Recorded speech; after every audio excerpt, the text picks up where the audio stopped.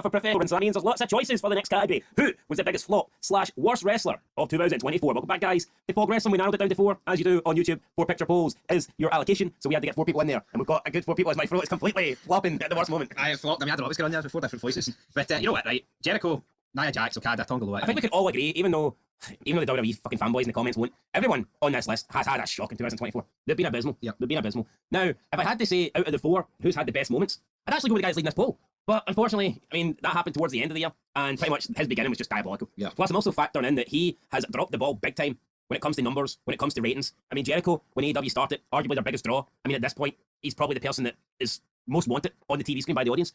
Anytime Jericho appears, it seems like people are turning off, so here's what it is. Anyway, let's start with 4th place, and it was Nia Jax. Now, a lot of people say Nia Jax doesn't deserve to be on this. Let's keep it real here. Nia Jax sucks. A lot of you guys are only saying that she's good because McMahon's gone and Triple H is in charge. When McMahon was there, Nia Jax sucked. Triple H is there now, guess what? Nia Jax still sucks. And there's been a lot of botches.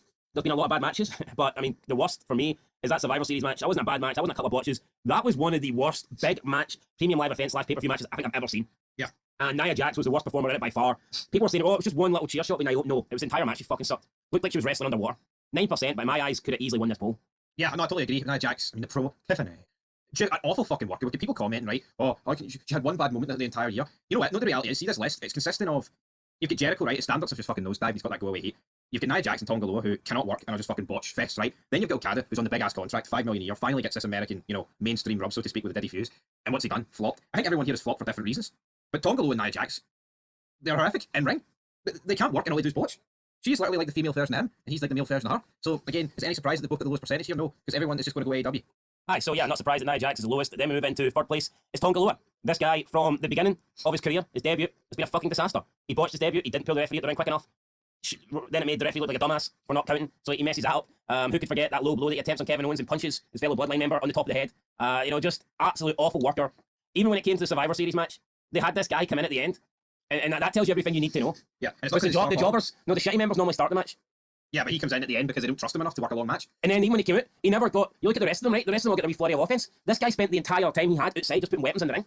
Yeah. I'm surprised they even trust him to put weapons in the ring. I don't know how long he gave this guy, but seeing his contract's up, be fucking kidding yourself, you have to keep this guy. This guy works like a manager, doesn't he? He'll probably a manager with no ring experience. He'll probably get kept because he's a member of the Bloodline, he's Simone. I mean, he's like, what, 42, 43? Probably has... I think I see somebody started at 98 wrestling. Guy's got over 25 years of wrestling experience and looks like fucking Paul Heyman in the ring. Paul Heyman took a better power bomb for the table. Right, so Tonga Loa in 3rd place. 2nd place, shut up, bitches. Okada, 18%. I mean, has Okada had horrible matches? No. Has Okada cut horrible promos for someone that can't speak English? No. I mean, at least he's got a wee catchphrase going. But the fact remains, he's on $5 million a year. He came in, he was hyped as this like amazing top star, this top draw, this game changer, and he's been nothing but a bum. Nothing but an overpaid guy that offers AEW nothing. And for me, that's the reason why he deserves to be on this. And you know what, as you touched on, right, can't really think any promos or matches that have been bad. But if you can't see the difference between the way they've booked him and Will Ospreay, then you're fucking blind. I don't need to tell you anything. They obviously trust Ospreay. And it's not by his promo work, it's they trust him with his in-ring work. It's almost like with Okada. I think Ospreay's better on the mic. I think Ospreay's better in the ring.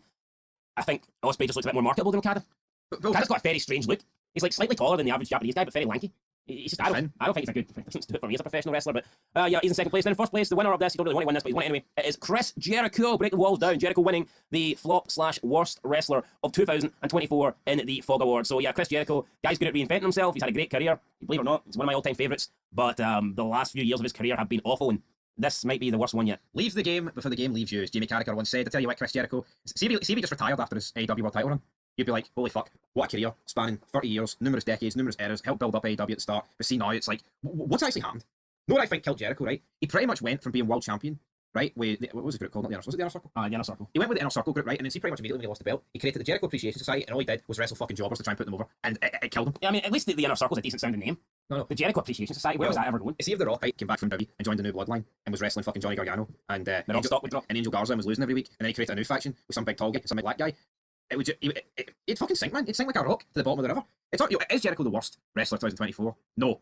I mean, honestly, I have fucking no idea who I would give it to because there's just so many options. I would almost give it to Nia Jax, right? You know why I give it to Nia Jax? Not only has she been shite. Look at her role, she's prominent. I believe she's killed Tiffany Stratton. People go, what you want about to kill her? She's a champion. But to me, Tiffany Stratton's nowhere near as interesting as she was when she came up to NXT. I think the run that her and Tiffany's has been awful. No, it has been. 8 years of dragged out shite, just Tiffany being, her little sidekick. And for what? Yeah, she's a champion now, congratulations. Guess what? She'd have been the champion if she wasn't stuck with Nia Jax anyway. She was the Money in the Bank holder.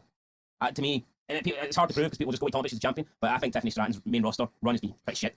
And I blame Nia Jax. Also, I mean, hanging around with Candice LeRae doesn't help Nia Jax's cause. But let's see what the comment section's got to say. We're both going Nia Jax. Let's see. King F. Wogger says, Nia Jax being on this list is straight up disrespectful. Well, listen up here, King F. Wogger Jogger Jabroni. She deserves to be here. She cannot work. She cannot talk. And as you've pointed out, she's fucking actually openly holding people back. Who else deserves to be on this list if Nia Jax doesn't?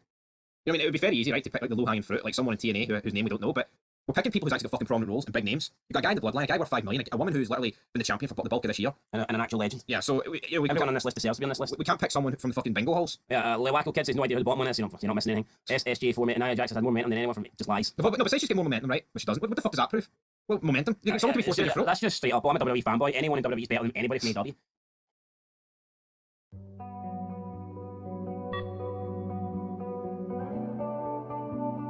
He's better than anybody from AEW. Shite logic. Red Jericho easy with Okada, very close second. Well, it can't be very close to Jericho's easy. Yeah, Ferry says Nia Jax was dope. I don't care. No, she was fucking shit. Dope. The fucking Tonga Loa.